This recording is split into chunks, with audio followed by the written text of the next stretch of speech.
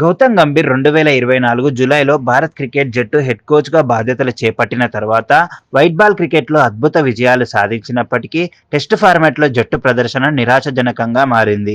స్వదేశంలో న్యూజిలాండ్‌తో జరిగిన 3 టెస్టుల సిరీస్‌లో భారత్ 0-3తో క్లీన్ స్వీప్‌కు గురైంది.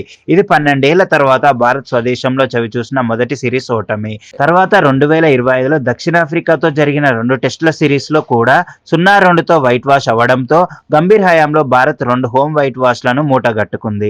ఇంగ్లాండ్‌తో అవే సిరీస్‌లో 2-2తో డ్రాగా సాధించడం, బంగ్లాదేశ్, వెస్టిండీస్‌లపై విజయాలు సాధించడం కొంత ఊరటనిచ్చినప్పటికీ దక్షిణాఫ్రికా, న్యూజిలాండ్, ఆస్ట్రేలియా వంటి బలమైన జట్లపై వరుస ఓటములు గంభీర్‌పై తీవ్ర విమర్శలకు దారితీశాయి. మొత్తంగా గంభీర్ కోచింగ్‌లో భారత్ 19 టెస్టుల్లో 10 ఓటములు చవిచూసింది. ఈ నిరాశజనక ప్రదర్శన నేపథ్యంలో బీసీసీఐ కీలక నిర్ణయాల వైపు అడుగులు వేస్తుంది. మాజీ దిగ్గజ బ్యాటర్ వీవీఎస్ లక్ష్మణ్‌ను టెస్టు జట్టు కోచ్‌గా నియమించే అవకాశం ఉందని సమాచారం. బీసీసీఐ అధికారులు లక్ష్మణ్‌ని సంప్రదించినట్లు తెలుస్తుంది.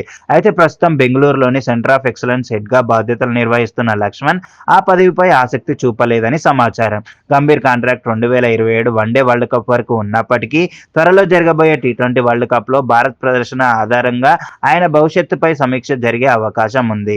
ముఖ్యంగా 2025-27 వరల్డ్ టెస్ట్ ఛాంపియన్షిప్ సైకిల్లో మిగిలిన 9 టెస్టులకు గంభీర్‌ని టెస్ట్ కోచ్‌గా కొనసాగించాలా అనే చర్చలు బీసీసీఐలో జరుగుతున్నాయి.